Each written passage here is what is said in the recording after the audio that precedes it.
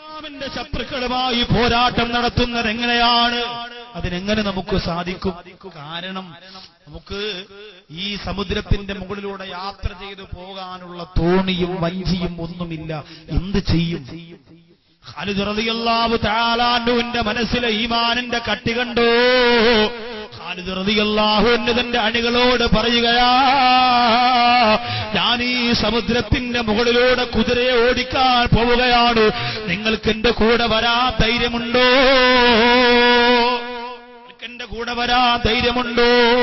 ആ സമയത്തതാ അവരെല്ലാവരും ഒറ്റ സ്വരത്തിൽ പറഞ്ഞു, ഖാലിദേ അന്ത സൈഫുല്ലാഹ്, അന്ത സൈഫുല്ലാഹ്, അങ്ങ് അല്ലാഹുവിന്റെ പടവാളാണ്. അങ്ങ് ചീറിപ്പാഞ്ഞു പോകുന്ന ഏത് മുർക്കടമായ വഴിയിലൂടെയാണെങ്കിൽ സഞ്ചരിക്കാ. കടലിന്റെ അകത്ത് ഈമാൻ ഉറപ്പുള്ള ഞങ്ങൾ തയ്യാറാണ് ഖാലിദേ. ഖാലിദ് റളിയല്ലാഹു അൻഹു യുദ്ധത്തിന് വേണ്ടിയിട്ടരാ ദിജ്ല എന്ന് പറയുന്ന ഒഴുക്കുകൂടിയ നദിയുടെ മുകളിലേക്ക് ബിസ്മില്ലാഹി തവക്കൽതു അലല്ലാഹ് എന്ന് പറഞ്ഞുകൊണ്ട് തന്റെ കുതിരയെ ഓടിക്കുകയാ. സുബ്ഹാനല്ലാഹ്, പാറക്കല്ലിൽ കുതിരയുടെ കുളമ്പ് തട്ടുമ്പോ തീ പാറുന്ന പോലെ സമുദ്രത്തിന്റെ മുകളില് കല്ലിൽ തട്ടുന്ന പോലെ ഖാലിദ് റളിയല്ലാഹു അൻഹുവിന്റെ കുതിര ഓടുകയാ.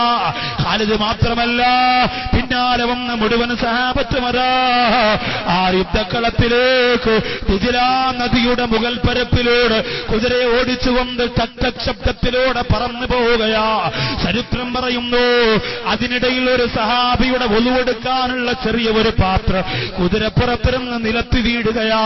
സമുദ്രത്തിന്റെ മധ്യഭാഗത്താണ് പ്രിയപ്പെട്ടവര്. അത് നിലത്ത് വീണപ്പോ ശബ്ദം കേട്ടു അത്രേ, പാറയിൽ വീഴുന്ന പോലെ. കുതിര അവിടെ നിർത്തിയിട്ട് ആ വഴിയിൽ ഇറങ്ങിയിട്ട് ഈ പാത്രവും കയ്യിലെടുത്തുകൊണ്ട് വീണ്ടും യാത്ര തുടങ്ങിയെന്ന് പറയുമ്പോ, അല്ലാഹുവേ, അവരുടെ കൽബിന്റെ അകത്ത് നീ കൊടുത്ത ഈമാനിന്റെ ഒരംശമെങ്കിലും ഞങ്ങളുടെ കൽബിന്റെ അകത്ത് താല്ല. ഞങ്ങൾ കേവലം ഒരു സിനിമയുടെ മുന്നിൽ തോറ്റുപോകുന്ന വിശ്വാസിയല്ലേ റബ്ബേ, ഒരു സിനിമാ കോലത്തിന്റെ മുന്നിൽ തോറ്റുപോകുന്നവരല്ലേ. തന്റെ കൂടെ ഇറങ്ങി വരാ പ്രസവിച്ച മക്കളെയും കയ്യിലെടുത്തു വെച്ചുകൊണ്ട് പാതിരാ സമയത്ത് മിസ്കോലടിക്കുന്ന പെണ്ണിന്റെ സൗന്ദര്യത്തിന് മുന്നിൽ വിശ്വാസികൾ തോറ്റുകൊണ്ടിരിക്കുന്ന കാലഘട്ടത്തില് കണ്ടോ ഏറ്റവും വലിയ ഒഴുക്കുള്ള ദിജ്ലാ നദിയുടെ മുകൾ പരപ്പിലൂടെ ഖാലിദ് റളിയല്ലാഹു അൻഹു കുതിരയെ ഓട്ടിച്ചത് അല്ലാഹു മനസ്സിന്റെ അകത്ത് കൊടുത്ത അചഞ്ചലമായ വിശ്വാസത്തിന്റെ പേരിലാ. എന്റെ പ്രിയപ്പെട്ട ചെറുപ്പക്കാരാ, നമ്മുടെ വിശ്വാസം ആരൊക്കെയാ ഊരിക്കൊണ്ടുപോയത്? നമ്മുടെ വിശ്വാസം എവിടെയൊക്കെയാ നമ്മൾ കൊണ്ട് പണയം വെച്ചത്? എന്റെ മോനെ, എത്രയോ എത്രയോ എത്രയോ ചെറുപ്പക്കാര് അല്ലാഹുവിന്റെ പള്ളിയുടെ മണ്ണറയ്ക്കകത്ത് പൊട്ടിക്കരയുമ്പോ നിലവിളിക്കുമ്പോ ആ നിലവിളി കേൾക്കാൻ വേറെ നിനക്ക് കഴിയുന്നില്ല. നിന്റെ പ്രായമുള്ളവര് 18, 20, 25, 30 വയസ്സ് പ്രായമായ സഹോദരങ്ങളൊക്കെ ഈ ലോകത്തിരുന്ന് വിട പറഞ്ഞു പോയില്ലേ? അവർക്ക് മുന്നിൽ അല്ലാഹു ആരോഗ്യം തന്ന, അല്ലാഹു ആഫിയത്ത് തന്ന ചുണക്കുട്ടന്മാരെ, നമ്മുടെ ഈമാൻ കളങ്കപ്പെടുത്താറ് കാത്തു സൂക്ഷിക്കണേ. അല്ലാഹുവിന്റെ പടവാളെന്ന മഹത്താര വിഷയം നിങ്ങൾക്ക് മുന്നിൽ എന്തിനാണ് അവതരിപ്പിച്ചതെന്നറിയോ? കണ്ടവന്റെ കള്ളുഷാപ്പില് വ്യഭിചാരശാലയിലെ തിയേറ്ററിന്റെ അകത്തോ നമ്മുടെ ഈമാൻ കൊണ്ടുപോയി പണയപ്പെടുത്താതിരിക്കാൻ അല്ലാഹു നമ്മെ കാത്തുരക്ഷിക്കട്ടെ.